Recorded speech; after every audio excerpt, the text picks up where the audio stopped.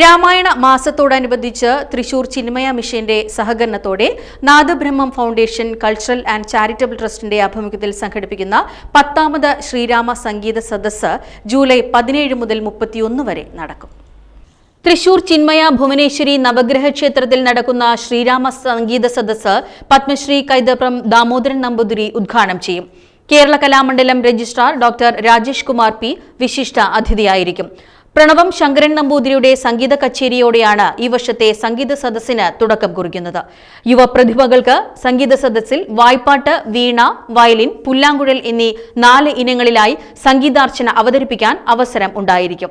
പങ്കെടുക്കാൻ ഉദ്ദേശിക്കുന്നവർ വിളിക്കേണ്ട നമ്പറുകൾ ഇവയാണ്: 9446499911, 9447043047, 9961664048, 9495508563.